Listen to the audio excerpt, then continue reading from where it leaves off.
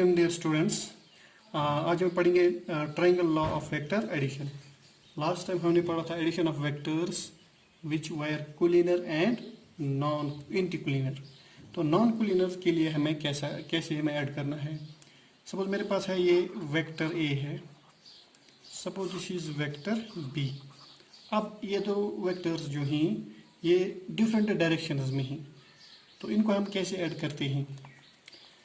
चलो हम इसको ऐसे करेंगे, ये जो वेक्टर ए है हमारे पास इसको ऐसे रहने देते हैं, इसको मैं एक पैरेलल वेक्टर डालूंगा, वेक्टर बी को एक पैरेलल वेक्टर डालूंगा जो एग्जैक्टली इसी के बराबर होगा, इक्वल एंड पैरेलल। तो सपोज ये हो गया वेक्टर बी, ठीक है। तो अब मेरे पास दो वेक्टर्स हैं, vector A and vector be in different directions, ठीक है। लेकिन इनको मैंने ऐसे अरेंज कर दिया कि एक वेक्टर का टेल और दूसरे वेक्टर का हेड है ना, ये कोइंसाइड होता है। तो सपोज आप मान लो हमारे पास कोई ट्रायंगल है ए ओ पी क्यू, हमारे पास ओ पी एक साइड है ट्रायंगल का, P Q another side of the triangle, third side क्या होगा, that will be O Q. ये जो vector triangle of vector addition है, ये बोल रहा है कि अगर हमारे पास दो वेक्टर्स हैं जो रिप्रेजेंट करते हैं in their magnitude and direction of two sides of a triangle, then resultant is given by third side. यह हमारे पास है रिजल्टेंट वेक्टर।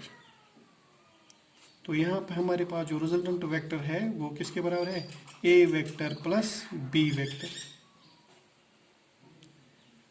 इस लॉ को हम कहते हैं triangle law of vector addition. अब यहाँ पे देखो मेरे पास वेक्टर ए वेक्टर जो बी है, मैंने अगेंस्ट इसका पैरेलल वेक्टर बी यहाँ पे रखा, सपोज यहाँ पे रखा, both having same magnitude same direction, तो इससे कोई फर्क नहीं पड़ रहा है, ठीक है।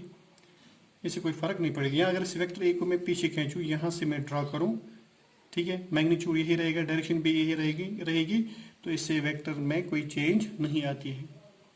तो स्टेटमेंट ऑफ या definition of triangle of vector addition क्या बोल रहे हैं कि अगर हमारे पास दो वेक्टर्स हैं जो रिप्रेजेंट करते हैं both magnitude and direction of two sides of a triangle in taken order, ये ऑर्डर वेल ऑर्डर में होने चाहिए, तब रिजल्टेंट वेक्टर है जो होगा that will be the third side of the triangle. Is it clear. अब हम देखेंगे इसका मैग्नीट्यूड क्या होगा, जो रिजल्टेंट वेक्टर है उसको हम मैग्नीट्यूड कैसे निकालेंगे, उसको एक मेथड इससे निकालते हैं, उसको बोलते हैं एनालिटिकल मेथड। इससे हम डिराइव करेंगे टोटल रिजल्टेंट क्या होगा इन टर्म्स ऑफ मैग्नीट्यूड। तो हम लेते हैं दो vectors, vector A and B, ठीक है। तो सपोज डायरेक्शन जो इनके दरमियान है वो एंगल है दैट इज थीटा, यह है angle between the direction of two vectors. अब हम ये क्या करेंगे, यहाँ से हम परपेंडिकुलर ड्रॉ करेंगे, सपोज एन। तो ये P Q N right angle triangle हो गई, इसको हम ज्वाइन करते हैं, तो ये हमारे पास है रिजल्टेंट वेक्टर। अब देखो यहाँ पे राइट एंगल ट्रायंगल हमारे पास है क्यू ओ एन, ठीक है, in right angle triangle Q O N. अब देखो by Pythagoras theorem O Q square किसके बराबर आएगा, वो आएगा O N square plus Q N square. Clear.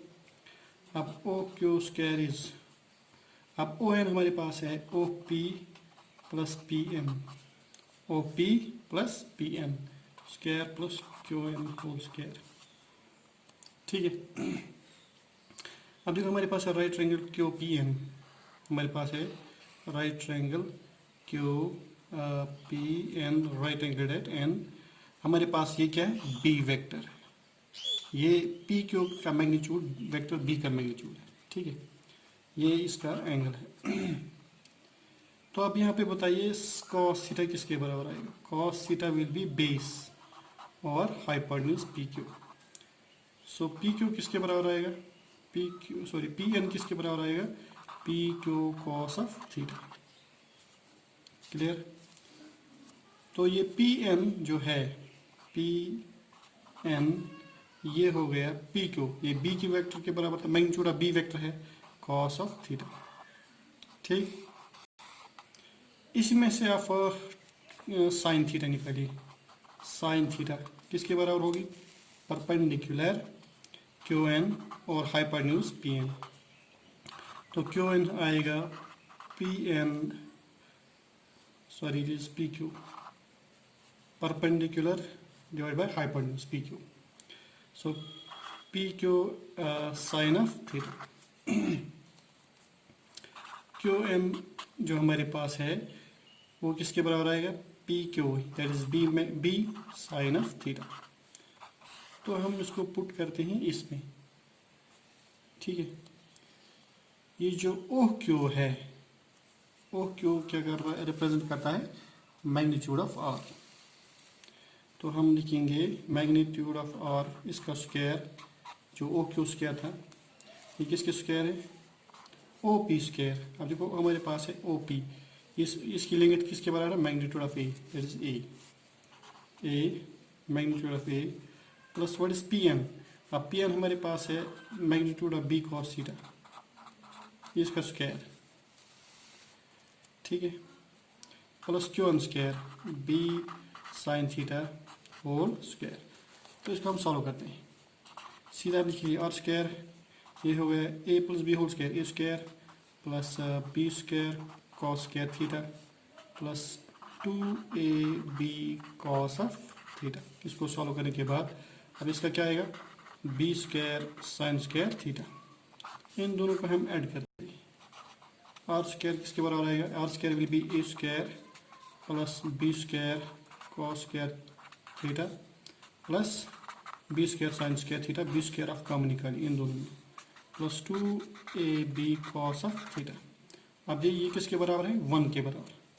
तो आर स्क्वायर किसके बराबर? ए स्क्वायर प्लस बी स्क्वायर, ये यहाँ पे 1 है, plus 2ab cos of theta. तो इसको हम आर जो होगा रिजल्टेंट वेक्टर का मैग्नीट्यूड जो होगा that will be under root of A square plus B square, magnitude of A vector square plus magnitude of B vector square plus magnitude of A into magnitude of B cos of angle between them. Clear हो गया? Direction of R, R की direction हम कैसे निकालेंगे? हम निकालेंगे इसकी direction ऐसी। अगर हम देखेंगे इस ट्राइंगल में टेन अल्फा वो किसके बराबर है? परपेंडिकुलर और बेस, ओ एन परपेंडिकुलर और base. So tan alpha is, अब क्यू एन किसके बराबर है? ये है B sine theta divide by O N किसके बराबर है? O P plus P M, ये हो गया B sine theta. O P किसके बराबर? ए प्लस पी एन किसके बराबर? वो है B cos of theta. So this is the direction of vector R, resultant vector R with respect to vector A, with respect vector A. ये था triangle law of vector addition.